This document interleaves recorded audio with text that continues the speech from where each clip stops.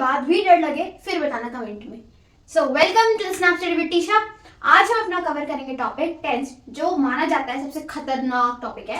हालांकि है नहीं, बना रखा है हुआ, बट हम सॉर्ट आउट कर देंगे आज। तो कॉपी पेन निकालो, आराम से बैठो और कान खोल के आंख खोल के आराम से सुनो और समझो। दोबारा रिपीट करती हूँ, यहाँ पर हम कोई कंसेप्ट रटेंगे नहीं, समझ के चलेंगे। English is not of gramming, it's just of understanding and applying. ठीक है, तो आ जाओ। अच्छा, टेंस होता क्या है यार? बचपन से पढ़ते आ रहे हैं टेंस टेंस टेंस मतलब। सो टेंस का मतलब होता है टाइम। टाइम है ना, पता है हमको, बहुत पहले से पढ़ते आ रहे हैं हम ये तो। अच्छा, मतलब तो पता है, लेकिन मैम जब रूल्स की बारी आती है ना तब हम हड़बड़ा जाते हैं। मतलब तो हमको पता ही है, हमको ये भी पता है कि टेंस के अंदर हम तीन चीजें पढ़ते हैं, पास्ट प्रेजेंट फ्यूचर। पास्ट मतलब बीता हुआ कल, प्रेजेंट मतलब आज, फ्यूचर मतलब आने वाला कल। राइट? पास्ट मतलब कल नहीं, परसों भी हो सकता है, बीता हुआ परसों। डजंट मीन कि मैंने यहाँ पे लिखा है बीता हुआ कल तो हम बोलेंगे कल ही होता है ना भाई, परसों भी होता है, तरसों भी होता है। जो बीत चुका है दैट्स पास्ट, जो चल रहा है दैट्स प्रेजेंट, एंड जो आएगा, जो होएगा या आने वाला दैट्स फ्यूचर। ठीक है, ये भी हमको पता है। अच्छा, इसके आगे हम इसको 4-5 कैटेगरी में क्लासिफाई करते हैं। 4 में कहते हैं कि 5 में पढ़े तो 4 में थे, लेकिन सही कैटेगराइजेशन होती है 5 में। आज पढ़ते हैं। पहला होता है सिंपल, ठीक है, देन होता है इंडेफिनिट, देन होता है continuous, then perfect and then perfect continuous. अब हम ना क्या करते हैं, हम सिंपल प्रेजेंट को, मतलब सिंपल प्रेजेंट भी छोड़ो, हम सिंपल को और इंडेफिनिट को सेम सेम समझ के चलते हैं शुरू से। बट अगर सोचा जाए तो ये दोनों चीजें हल्का सा डिफरेंस होता है दोनों के बीच में, बिल्कुल डिफरेंट नहीं होते, थोड़ा सा डिफरेंस होता है। तो वो भी हम अच्छे से पढ़ेंगे एंड कवर करेंगे। ठीक है, अच्छा, अब ये सब हमें समझ आ गया। पास्ट बीता हुआ, आज हम बोलते हैं प्रेजेंट, एंड जो आगे वाला है उसको हम बोलते हैं फ्यूचर। ठीक है, देखो अब प्रेजेंट, पास्ट और फ्यूचर टेंस। ठीक है, अब प्रेजेंट, पास्ट और फ्यूचर के हम ना रूल्स के अकॉर्डिंग करते हैं। प्रेजेंट का रूल हमको पता है, इज एम आर लगेगा। ठीक है, प्रेजेंट का रूल, अब इज एम आर, इज लगता है सिंगुलर के साथ, एम लगता है आई के साथ, आर लगता है प्लूरल के साथ। ये चीज हम वर्ब्स में कवर कर चुके हैं, नहीं देखी अभी देखो। ठीक है, फिर टेंस करना, पहले वर्ब करो। ठीक है, is singular, am with I and are with plural. ठीक है, ओके।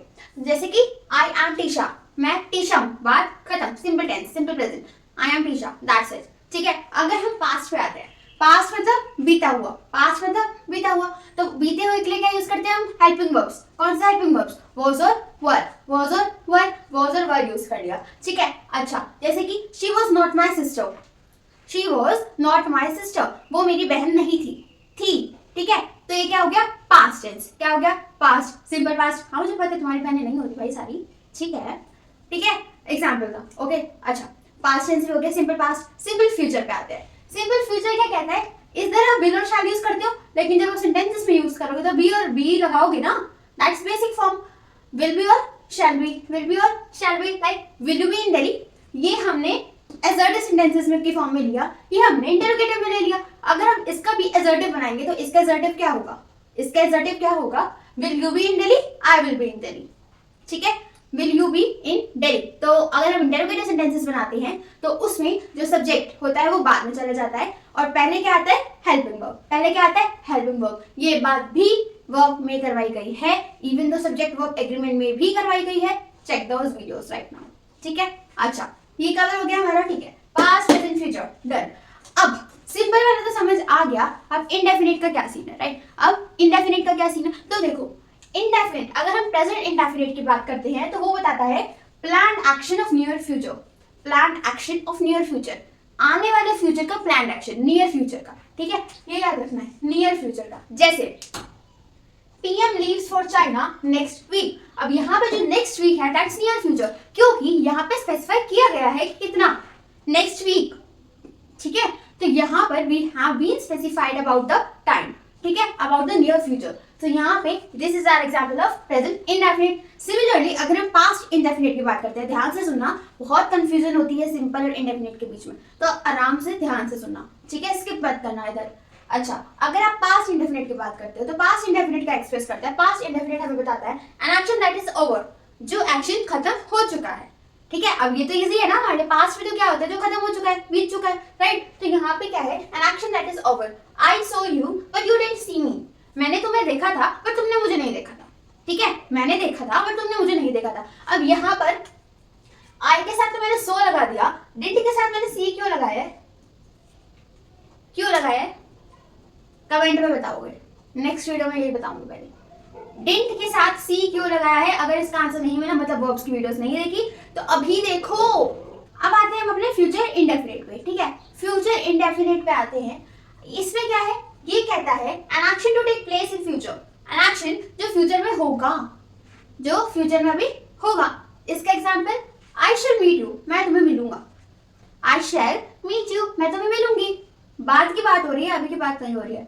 हम मिल नहीं रहे हैं, हम मिलने वाले हैं, ठीक है। So this is about future indefinite. I hope you are getting these differences between indefinite and simple, ठीक है। एक बार ध्यान से देखना।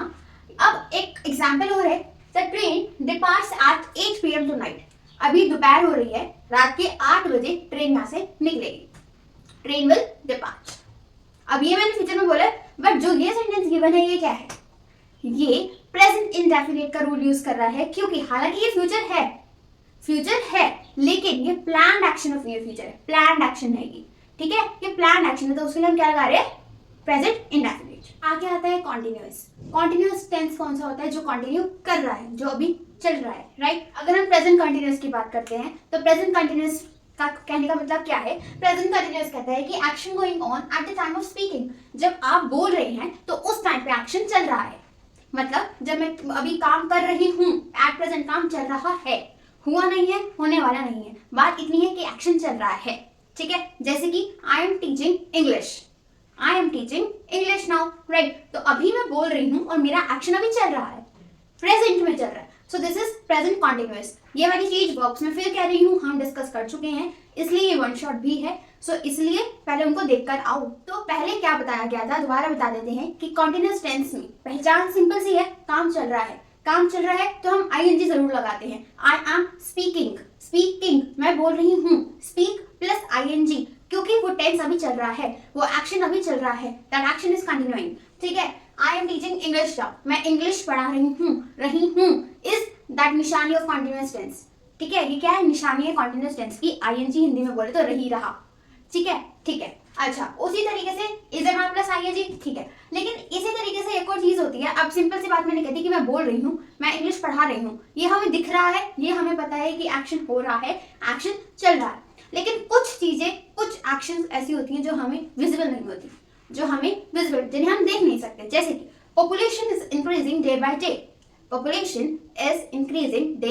डे, पॉपुलेशन दिन ब दिन बढ़ ही जा रही है। क्या आप देख पा रहे हो? नहीं, बट हमें पता है कि काम चल रहा है, action is going on continuously, ठीक है। So this comes under which tense, present continuous, ठीक है। इसी तरीके से अगर हम पास्ट कंटिन्यूअस की बात करते हैं, यहाँ पर फर्क इतना सा है कि यहाँ पे हम प्रेजेंट के हेल्पिंग वर्ब लगा रहे थे, यहाँ पे हम पास्ट के हेल्पिंग वर्ब लगाएंगे, यहाँ पे हम फ्यूचर के हेल्पिंग वर्ब लगाएंगे। प्रेजेंट का हेल्पिंग वर्ब होता है इज एम आर, पास्ट का हेल्पिंग वर्ब होता है वाज वर, फ्यूचर का हेल्पिंग वर्ब होता है शैल बी, विल बी, ठीक है। अच्छा, इस पे आते हैं, that means continuation in past, मतलब पास्ट की बात हो रही है, सिंपल सी बात है, ठीक है। जैसे I was waiting for you, मैं तुम्हारा इंतजार कर रही थी, कंटिन्यूएशन इन पास्ट, थी, आई वाज, ठीक है। तो यहाँ पे was were plus waiting ing, पता कैसे चलेगा मुझे, मैं कर रही थी means ing in English, got it. अगर हम फ्यूचर पे आते हैं, गोइंग ऑन इन फ्यूचर, जैसे we shall be taking the examination at this time next month,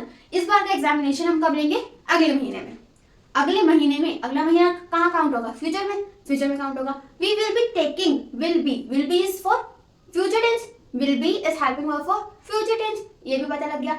लेकिन take plus ing, that ing is for continuous tense. So here is it, what? Future continuous tense. We will be taking, ठीक है, shall, will be plus ing. This is our continuous tense.